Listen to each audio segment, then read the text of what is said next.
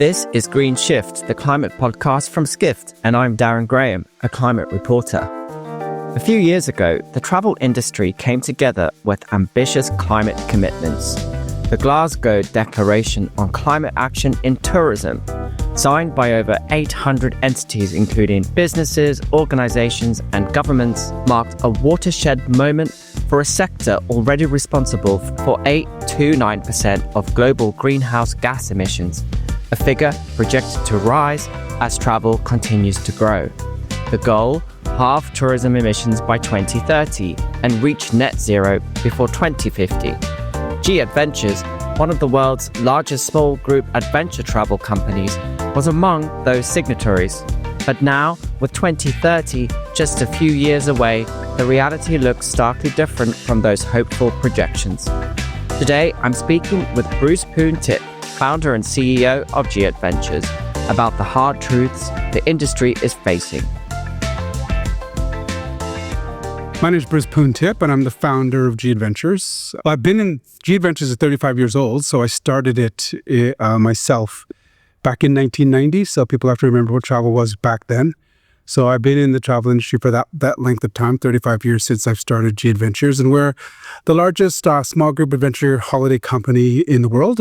We run trips, over 1,000 trips to over 100 countries. But we have obviously our foundation work, which we do sustainable development and kind of pioneered the idea of community tourism over the last 35 years. At the heart of it, we're a travel company, but we like to say that we transcend that in our relationship with our customers and have a positive impact on where we go and create transformational travel for everyone involved, not just travelers. And when did climate change first come on the agenda for you? When did you first start thinking about it? Well, that's actually a really good question. I mean, I think it started rearing its ugly head in the mid-90s with the concept of ecotourism. So ecotourism started to make its way, and we didn't really identify with ecotourism at the time, and connecting environment to travel. That even though we kind of realized we were having that impact, it certainly wasn't because we were so connected to people, cultures, and communities.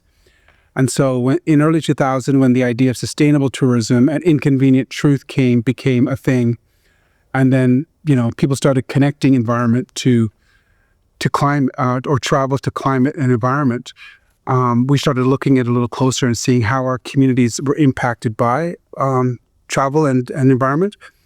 And then responsible tourism came along, and then, and we kind of identified with a bit of all of these different things.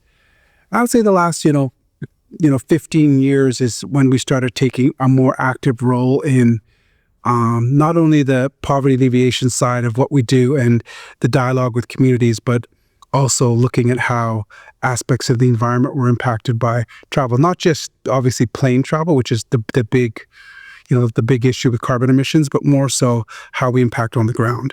And so over the years, we've kind of done different things to bring communities into that conversation as well. But our customers have been asking us for decades now on how we're going to address climate, and we've kind of been responding the best way we can.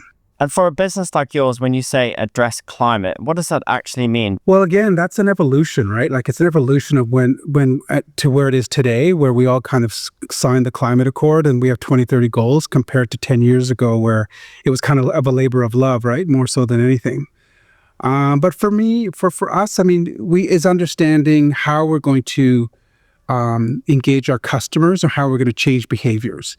That's the big thing for us because, the cycle that's happening right now is just this whole idea of carbon offsetting, that companies are just calling these kind of consulting companies to tabulate your emissions and then buying carbon credits somewhere else in the world. But it doesn't change behaviors if you kind of say you're doing bad here, but you're doing good here. It kind of balances out in the world. We've never been a believer that that's really science at this stage. It's just a feel-good kind of movement, which is still great. But we wanted to see how we could address it in a more, in a way that our customers understand the impact, that our customers are involved in it during their customer journey with us, and then they understand the impact they have when they travel, and then we can start talking about how it can change behaviors. But for us, I mean, it's connected to our customers. I mean, we're a travel company at the heart of it. We want to, we can't, there's no way for us to have zero footprint, as much as some companies want to say they're carbon neutral, whatever that means. You can't leave no footprint. And there's always impact when you travel. Our goal is to do it the best we can with the technology and the abilities that we have in that minute. And that's actually changed significantly in just the last 15 years. It's interesting, carbon credits, isn't it? Because I guess it's very challenging for businesses because they want to make sure that generally like their customers have the best experience possible. So carbon offsets is a solution that can just really work for that. Whether it's really high quality ones we don't know. We don't often know the ins and outs. I know, and even that industry has kind of evolved, right? Like, there was no regulation in that whole carbon credit space for, almost a decade, where people just had to believe the companies that they were traveling with or consuming with are doing something and doing what they say they're doing. But as you said, there was all kinds of versions and all kinds of quality of what a carbon credit really is. And now it's kind of getting, it's a little bit more regulated. Do you think people, as in customers, are starting to want to change their behaviors more? Because over the last few years, I feel like businesses have felt that it's their responsibility to, reduce their emissions and what have you. But do you think a bit more of the onus has been put onto customers now? To look at how they travel and their impact. I think when it comes to customers, it's been such a fair weather kind of interest to travelers. It's a luxury at this stage to shop sustainably, and because it's more expensive. And we've seen traditionally when do people want to pay a premium for a more sustainable product? They'll do it if they can pay the same. But when that market kind of creeps up, that we start seeing people willing to pay a premium for a more sustainable product, that's the first thing that kind of also gets cut out when there's any market disruption or market change. So it's been kind of up and down over the years. And unfortunately, the sustainability movement is something that people want, but they want it for free. And unfortunately, it has a cost to it. At the moment, it's getting better, of course, but I think that when you look at how customers view it, I think more and more customers are linking their values on which they live at home with their holiday time. If you look back just 10 years ago, people didn't connect those two things, and there had to be a tipping point. Like it's always been my hope that this tipping point, that people kind of connect how they live at home, because we are living more sustainable at home. Where I think COVID had a lot to do with that as well, where people are traveling a little bit with more meaning on why they want to travel, because there was inherent risk during COVID. So if you wanted to travel, it had to be a priority in your life. And so you thought about it more. And so that's what we need. We need people to prioritize travel and be more purposeful on why they want to travel, not just a cultural thing to get away for a week every year, to eat and drink as much as you can at an all-inclusive, but you're actually connected to the destination. And that's when we'll see true sustainability and people linking their values to. To me, it's such a huge thing, climate, sustainability and travel. And I guess it's also something that governments are grappling with, because the EU and what have you, they're trying to push through policies on climate and travel and tourism. But at the same time, we need people to travel, we need tourism, and Absolutely. You don't want to make it too hard and too expensive. And it's a huge dilemma for everyone. Especially if more companies start doing it right? Like, there is tons of tourism, and unfortunately we're going to, some of the poorest countries in the world, of the 40 poorest countries in the world, tourism is number 1 or 2 next to oil in terms of, revenue generation for the country. So, and so depending on the price of oil, so in more countries, it's the number 1 form of employment or job creation, ability to, employ some of the most in need citizens on the planet. So that opportunity is huge. And so there should be a huge encouragement towards tourism and travel. But there is the other side of it, which is the dark side of the over-tourism and just getting in destination with the carbon emissions of flights and everything. So it's a push-pull thing for sure. And But if done right, travel can be so transformational for some of our most in-need citizens in the world. And if more people did that, it would outweigh the negatives, because the world would need tourism. The world would need people to travel, because we're buying these beautiful luxury holidays to these countries, and travel could be the greatest form of wealth distribution that the world has ever seen. It's a $10 trillion industry, right? I mean, if done in a way that where communities were as a part of the dialogue, it could be one of the greatest forms of wealth distribution, and impact and transform lives. I'm very curious to understand if at your company you are seeing any changes in consumer trends or behavior around climate and sustainability, such as more people choosing off-season travel or traveling to different regions in response to weather. Is extreme weather affecting tours and business on your side? Yeah, for sure it is. I mean, the one thing that we're noticing about travelers is they're staying longer and going deeper in destination, right? So this is a great time for that. Like, just as I said, just before COVID, people will take 2 or 3 holidays a year, and we're seeing that people are taking fewer holidays and staying longer and going deeper into the culture and the destination, which is great for us, because we want people to be, connected to the destination, and that's the key to travel.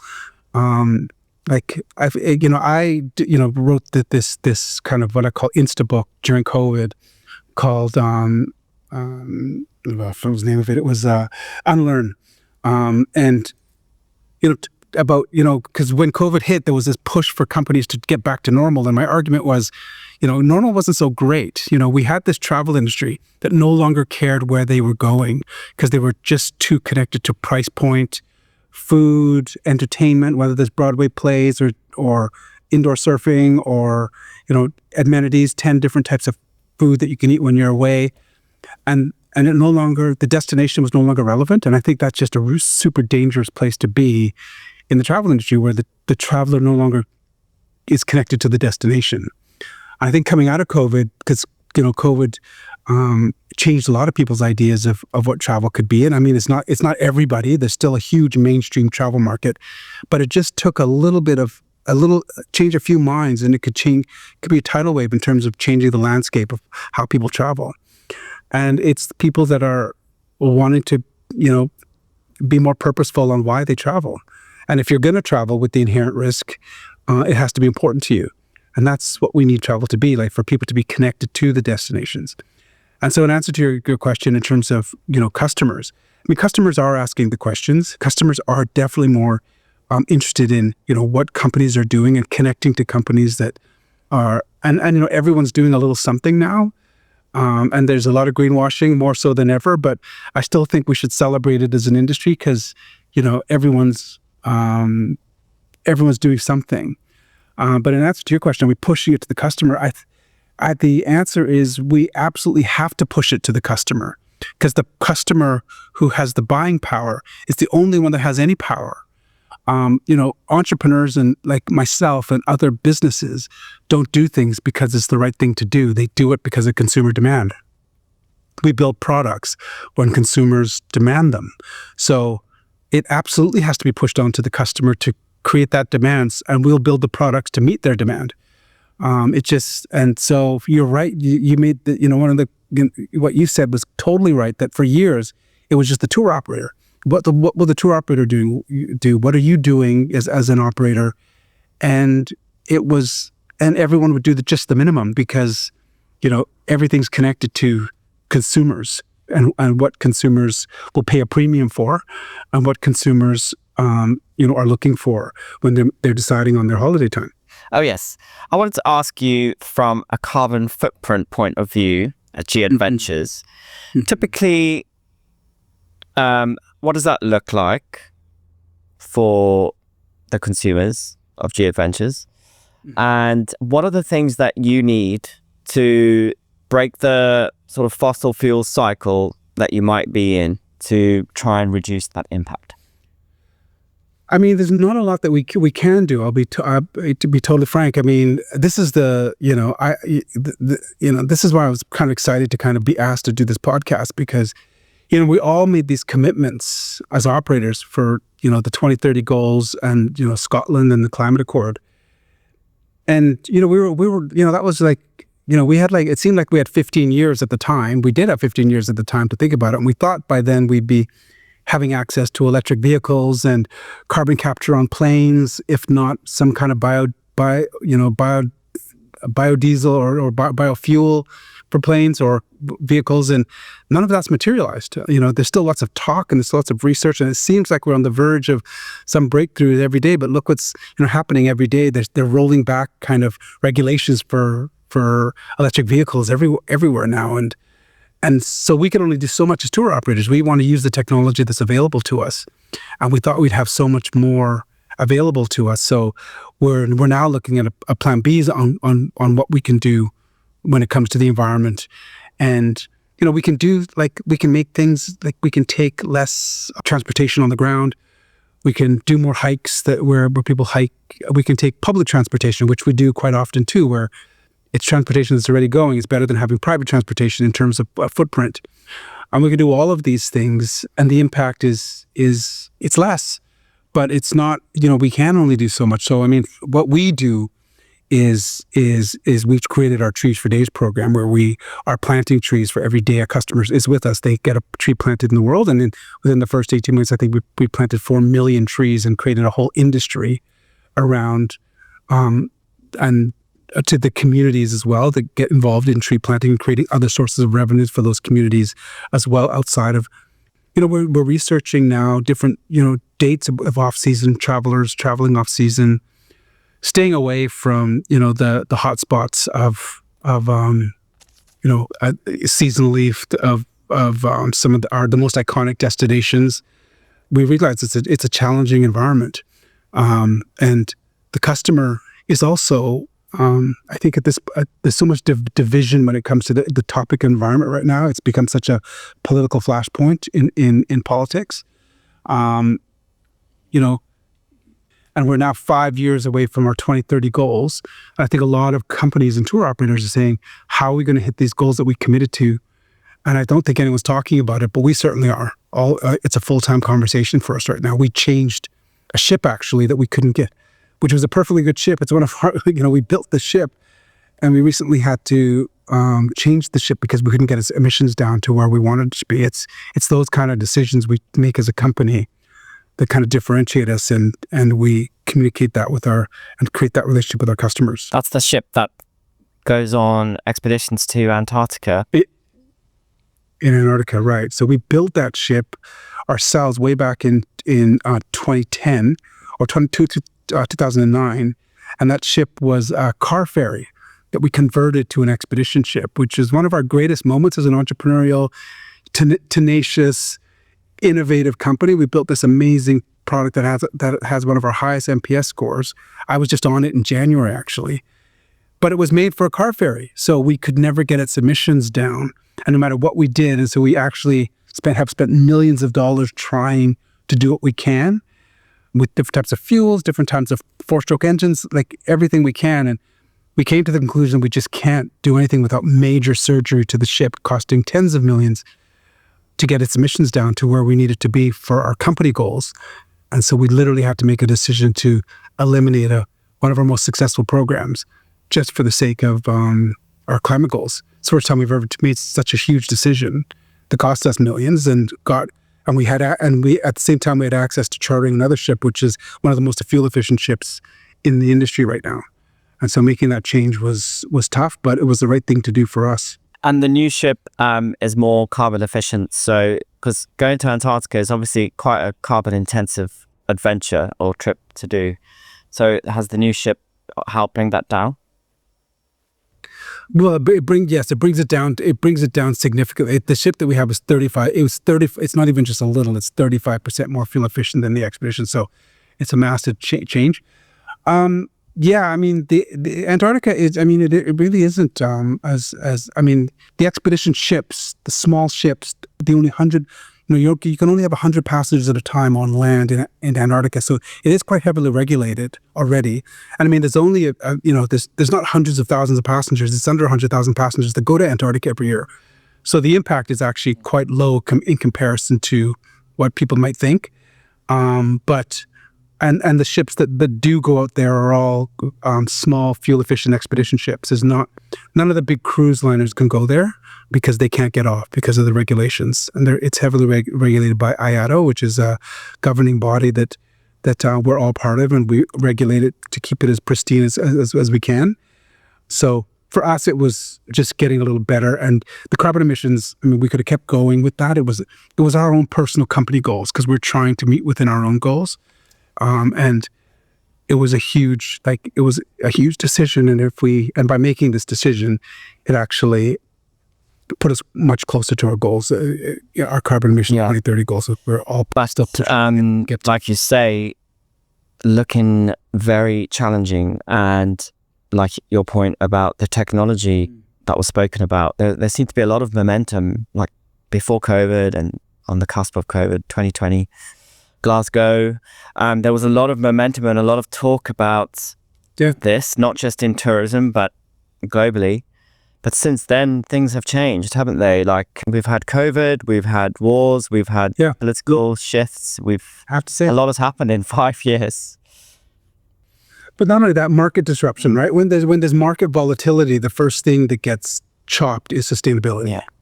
Like, sustainability is seen as a luxury item, and that's the big change, and that's the big change that we have to make in the industry. If we want to see true sustainability, in all industries, it has to go from being a luxury item to being a necessity, right? Because we saw it in 2008. Like, in 2008, we had these figures, extraordinary figures. For the first time, 17% of consumers would pay a premium for a more sustainable product. And that might seem really low, but when it came from years of being 0 or 1 or 2%, like, we had made a breakthrough where people were willing to pay a premium. And then the credit crunch and recession of 2008, it rolled back so quickly. And we've been fighting to get even half that back ever since. And then COVID hit. And now there's, all this, tariff talk and trade talk, and there's just volatility in the market. And the first thing that people cut is our luxury items. And sustainability sits as a luxury item in a lot of people's and a lot of companies' mind. From what I've read and heard, they're not cutting travel, though.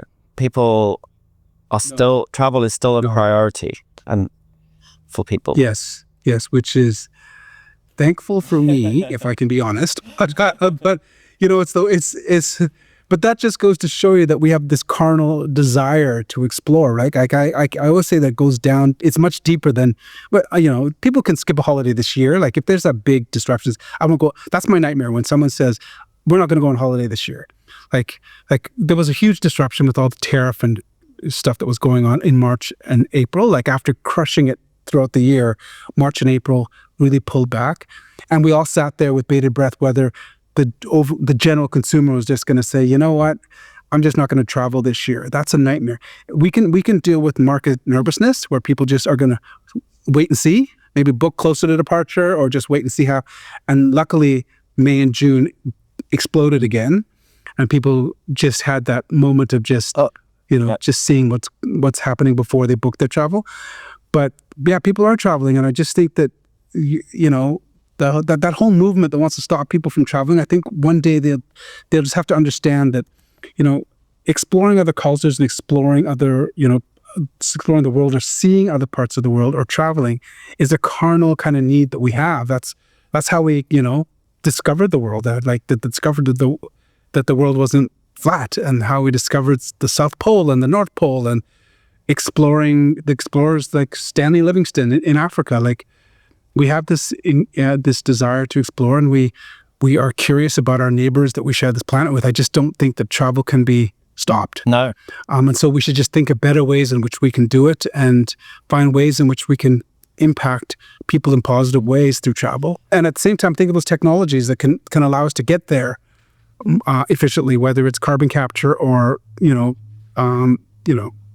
some kind of biofuel or electric flight, electric planes, or Yes. investing in Zeppelin travel again. But I don't feel like taking 2 weeks to get to cross the Atlantic. But Slow travel, who knows? Slow travel's a bit a thing sometimes. and trains. I mean, trains for in Europe. I mean, trains is something that's right there for all of us. But the technology's been there for decades. But there's no kind of push to invest in trains or high speed trains and the technology around that. It's there's a little bit here and there, but it could be also another kind of component of a more sustainable way to travel. I want to come on to policy, but trains is a good example because it is strange that rail isn't pushed more, especially in places like Western Europe, where it is possible. Well, in North America too. I mean, like we have these massive. I mean, we're like I'm in Canada, but even in the United States as well, just North America. I mean, we're prime countries for high speed rail. I mean, and the benefits of high speed rail, but there's just no investment. It's become a political topic, right? I mean, you look at the last U.S. election; they're still fighting about freaking coal. No. They're still talking about coal, and the coal lobby will never progress if we kind of. And this fear of, there's actually a fear of going off fossil fuels, right? Of course, there's also the oil and gas lobby that does doing everything to kind of keep fossil fuels, keeping us fossil fuel dependent. Well, unfortunately, I don't know, like in Europe is a little different. You guys are way more advanced than we are in North America when it comes to these issues because we have a divided political environment right now, which is telling us that climate change is a hoax and electric vehicles are not good, unrolling back kind of regulations around all those things. And it's a tough time. What I find really fascinating about it is climate change has become very, like you say, politicized and so on. Meanwhile, I was looking into airports last week. So airports, they hire like private weather companies to help them monitor the weather and the impact that it might have on runways and routes and what have you. And this is also airlines. Mm-hmm. And for example, airports are starting to, or have done over the last few years, upgrade the runways and the tarmac to make them stronger because airports have picked up that the weather's getting worse. And if the runway floods or the tar melts, their operations are ruined for a few days. And that's a lot of money lost. And this is because of climate change. It's getting worse because of climate change. Meanwhile, people are trying to say it's all a hoax. But meanwhile, all these businesses are sort of preparing quietly. And then meanwhile, insurance costs are going up as well. And there's no clear example right now than weather disasters that are going on, whether it's the floods that are happening right now, the forest fires that happen every summer in any country. Canada's terrible right now. Or just that, it seems like we're having once in a generation hurricanes every year now and disasters. And it's just not enough. I mean, it's just not enough for this new kind of populist kind of movement that's dividing people based on ideology as opposed to, instead of, issues. So it's a really interesting, I say interesting, but difficult time, I think, for the environmental movement on a global scale, because we also understand that, I think everyone kind of also knows that none of this changes unless we all participate together. It doesn't make sense if half of the world is living cleaner and if the other half is continuing to grow. Like we know the countries that are the greatest offenders. And if we don't all participate, it's pointless. So it's something that needs everybody. I do think, though, that a lot of people recognize that the weather is not normal anymore. Like there's something weird going on. And a lot of people I talk to think that 2030 is going to be a wake-up call in various different ways. So one, like the policies and the targets like Glasgow Accord, like you spoke about, people are going to be like, yes, I can't do this, no matter how hard we're trying. And second, the weather, it's going to be, unfortunately, a wake-up call for a lot of people. because the cost is gonna, Yeah. it's gonna be the money really. I think in the end that's going to force everybody to wake up, because things might just get more expensive. It might become more expensive to travel. There might be more damage to people's assets. Well, I mean, the whole insurance thing you mentioned is just outrageous. The way, like in Florida now, you can't even insure your home. Oh. There's in some areas. So, I mean, you're right. I mean, things usually change when it affects people's pocketbooks. But at the same time, we're such a long way from that. And, depending on who you listen to or where your information is coming from, there's many scientists, that are saying we're approaching that point of no return, right? And so when is that tipping point? Do we have to wait for that? I guess is the big question before people decide to do something. I just think we have a whole generation of, and I kind of say this kind of loosely, but the boomers that control the legacy wealth, control a lot of policy, and until we move on from that generation, but even we saw in this last election, there's a new, re-engaged younger generation that are also taking this far right kind of position. So it's just an interesting time. You just, you do what you can, and you do what with my people, because we get all kinds of questions within my organization. I just say, we just have to promise that ourselves that we do the right thing with the information we have in that minute. Even though sometimes 10 years we can look back and say we could have done more or done different. At that time, with the information that we had at hand, we did the right thing that we knew was the right thing to do, and that's the best we can do at this stage. And just linking up something you said earlier about you need the customers to demand things like greener practices and businesses and things. Yeah. How much do you think policy influences that? I think a lot. I do think that the answer remains in educating the consumer. Educating the consumer to ask questions and educating the consumer to be curious on where their money's going, or how just the positive impact that you have when you decide, I want to go on holidays. When someone says, I want to go on holidays, first of all, that is an incredibly privileged position, because there's so few people on the planet that get to say that. So with that privilege comes great responsibility. And so when you decide I want to go on holidays, you open up a value chain and an opportunity to, change the world, to impact people in a positive way or not. And so we need the customers to kind of be able to be more educated on their impact when they travel, that they have the opportunity to be positive or negative.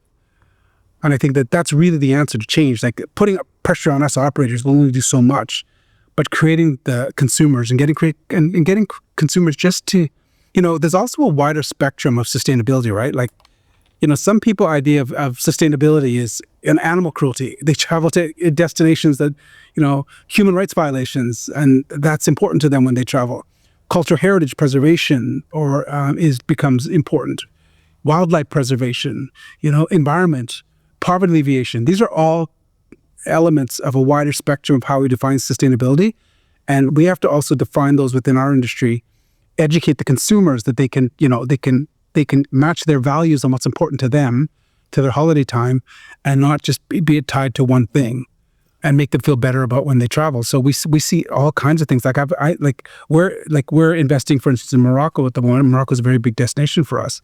But I know people that will not travel to Morocco because of the treatment of donkeys. There's all these charities of Morocco and donkey and, these treatments. So that's important to them. Embrace that and open that spectrum of how people feel about sustainability. And that's when we'll see real change. Going back to your point about the technology that was promised is not there, because there are a lot of hotels, for example, that are installing more renewables and solar power and things like that, and looking at how they use water and food and supply chains, laundry. Do you, as a business, look at your partners, like say your hotel partners or tour operators or whoever it is that you might work with, and sort of look for businesses that might stand out in that way and try and work with them a bit more?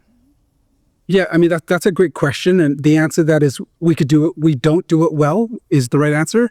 What we do presently is we make sure that all of the hotels that we use are locally owned. So that's something that's in all of our contracting, and that they hire only local people within a 50-kilometer radius of those locations. And all their leadership is also citizens of those countries. Like, we have a real push on locally owned and money staying in the economy. And we do that very, very well. And so the latest thing now is so the way it works for us now is when we're buying two hotels, we look at, different aspects of what distinguishes, and of course price becomes a very important thing. But once we get, hotels, this grid of how we kind of evaluate hotels. Now, the first thing is about locally owned, money staying in the local economy. We have something called a Ripple score, which every single trip that we have has a score that's called a Ripple score, that our customers see if the money used to run their trip, how much stays in that, it stays in the economy.